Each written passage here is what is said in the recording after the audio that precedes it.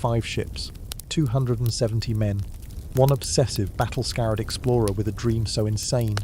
Every expert told him it would kill him. They were right. Only one ship came back. Only 18 men survived. And the man who started it all, he never saw the finish line. Brawbach, subscribe CTA if you love stories of power, betrayal and ancient glory.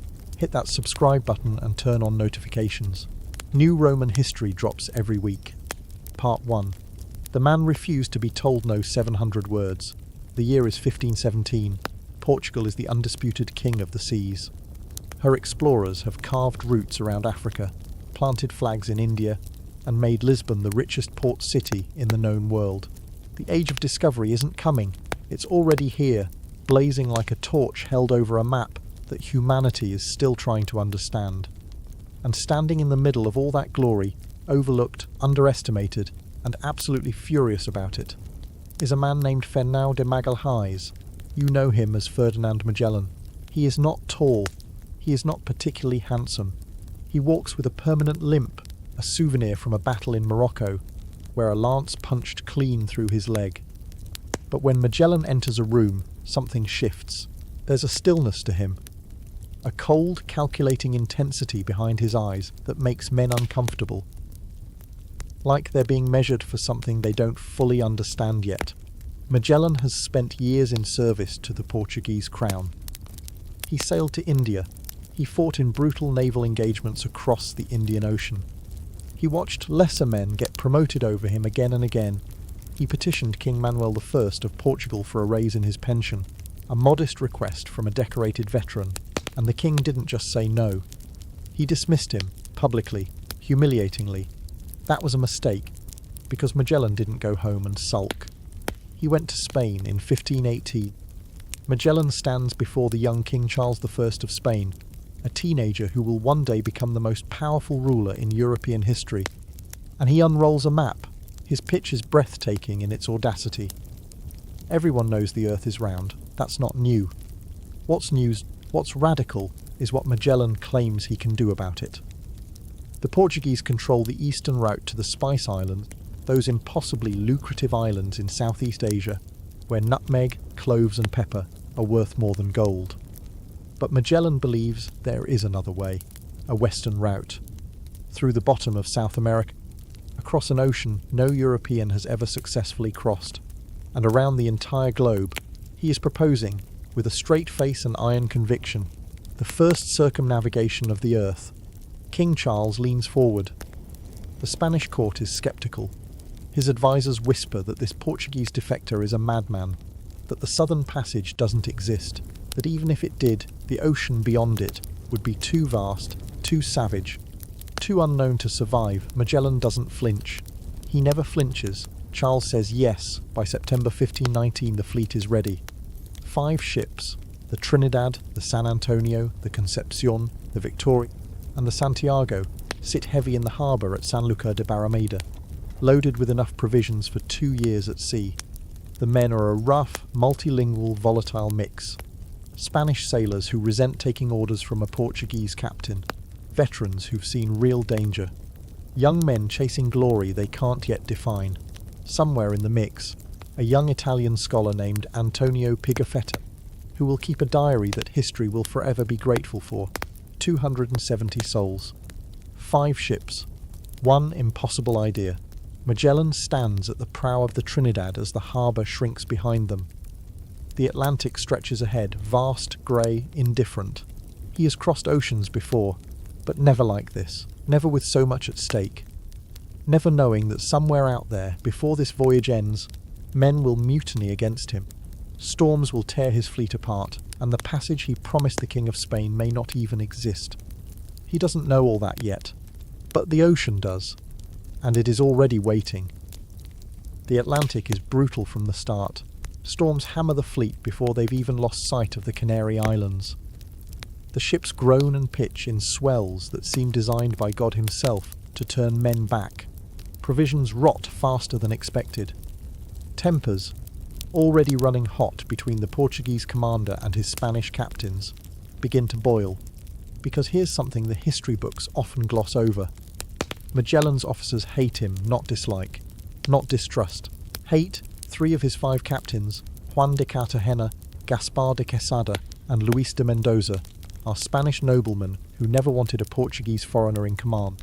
They see Magellan as an upstart, a traitor to his own country who sold himself to Spain for a fleet and a dream. They follow his orders the way a man follows someone holding a knife, closely, resentfully, and only until they see an opening. That opening comes in March 1520. The fleet has crawled down the coast of South America through scorching heat and then biting cold, searching desperately for the passage Magellan promised. They reach a desolate bay on the Patagonian coast, a place so bleak, so windswept and empty, it feels like the planet forgot to finish building it. Magellan calls it San Julian. They'll winter here. They have no choice. The announcement detonates like a cannon shot.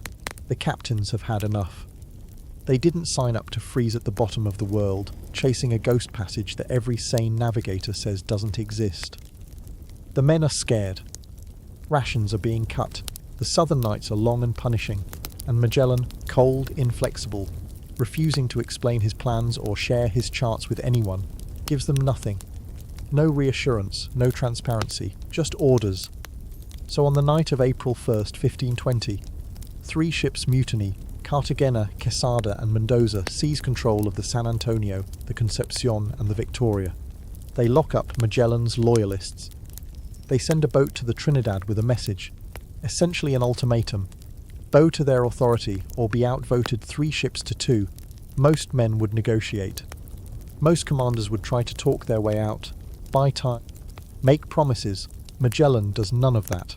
He sends a small boat back, carrying 5 trusted men, including a notary to make everything official, with a written order for Mendoza to surrender. Mendoza laughs at the paper. He doesn't laugh for long. One of Magellan's men pulls a hidden dagger and drives it into Mendoza's throat. Before the Victoria's crew can even react, Magellan's loyalists flood over the side of the ship. The Victoria is retaken in minutes. Now Magellan has 3 ships. The mutineers have 2, and suddenly the math has changed completely. He positions his ships to block the mouth of the harbour. There is no escape. By morning, the mutiny is over, the punishment is savage and deliberate. Quesada is executed. His body and Mendoza's are drawn and quartered, their remains displayed on stakes as a message written in flesh and bone. This is what happens when you cross Ferdinand Magellan, Cartagena, the ringleader, and a man of noble blood whom Magellan can't execute without political consequences back in Spain, is marooned, left on that frozen Patagonian coast with a single priest for company, both of them abandoned to the wind and the silence. History never records what happened to them after that. Winter passes. The fleet limps forward. The Santiago is lost to a storm, wrecked on rocks while scouting ahead. 5 ships are now 4. 270 men are now fewer. But in October 1520, after months of crawling along the coastline, a lookout screams from the crow's nest there, between the rocks and the howling wind, a passage narrow, dark, twisting like a maze cut by something ancient and merciless through the bottom of the continent. The water inside it runs in wild churning currents that sound, one sailor writes, like the sea is breathing. Magellan stares at it for a long moment, then he smiles. For the first time in months, he found it. But what waits on the other side, a crossing so vast and so deadly, it will break men's minds and bodies, is something no map prepared them for. Something no human being has ever survived. They name it the Strait of Magellan. It takes 38 agonizing days to navigate, 350 miles of twisting, treacherous channels where the wind changes direction without warning, and the rocks reach up from the water like fingers trying to drag ships under. Men pray constantly. Some weep. The captain of the San Antonio, the fleet's largest supply ship, decides he has seen enough of this world and turns back for Spain, taking a third of the fleet's remaining food with him. 4 ships entered the strait. 3 emerge on the other side, and what they see when they break through into open water stops every man cold. An ocean, enormous beyond comprehension, stretching in every direction to the absolute edge of vision, calm, blue, and utterly silent after the violence of the strait. Magellan, a man who has held his emotions like a fist holds a stone, reportedly breaks down and weeps. He names it Mar Pacifico, the Pacific Ocean. What follows is the most harrowing stretch of the entire voyage, and nobody talks about it enough. They sail, and sail, and sail. Magellan's charts, based on wildly incorrect estimates of the Earth's size, tell him the Spice Islands are just a few weeks away. They are not. They are 12,000 miles away. The Pacific is not an ocean. It is a world unto itself, and it is trying to kill them. 3 months and 20 days of open water. No land, no resupply, no relief. The food runs out first. Then the water goes rancid. Men begin eating the leather strips used to protect the ship's rigging, soaking them in seawater for days to soften them enough to swallow. They eat sawdust. They eat rats when they can catch them. Sailors begin dropping from scurvy, their gums blackening, their teeth falling out, their bodies turning against them from the inside. 19 men die on the Pacific crossing alone. Those who survive are skeletons wrapped in skin, barely able to stand watch. But they sail, because Magellan tells them to, because he paces the deck every night himself, limping, gaunt, relentless, and somehow his refusal to break keeps the rest of them from breaking too. In March 1521, land appears, the Philippines, the fleet anchors. The men eat fresh food for the first time in months. Colour returns to their faces. They begin to look human again. Magellan trades with local chiefs, plants the Spanish flag, and fatally begins to involve himself in local politics. One island chief named Lapu refuses to submit to Spanish authority. Magellan decides to make an example of him. On the morning of April 27th, 1521, Magellan leads a force of 60 men in small boats toward the beach of Mactan Island. The water is too shallow for the boats to reach shore. His men have to wade in, armour, weapons and all, while over 500 of Lapu-Lapu's warriors wait on the beach. His officers beg him to turn back. He refuses. The battle is a catastrophe from the first moment. Arrows and spears rain down. The Spanish crossbows misfire in the water. Men fall. Retreat turns to rout. And Ferdinand Magellan, the man who survived Morocco, survived the Atlantic, survived mutiny, survived the Pacific, is surrounded on that shallow beach, fighting until a spear takes him in the face, and the water around him runs red. He is 41 years old. His men cannot even recover his body. Lapu-Lapu keeps it as a trophy. The voyage continues without him. Because it has to, ship by ship the fleet falls apart. One is abandoned, one is captured by the Portuguese. And finally, September 6th, 1522, a single vessel limps into the harbour at Sanlúcar de Barrameda, the same port they left from 3 years before. The Victoria, 18 men out of the original 270. Skeletal, sunburned.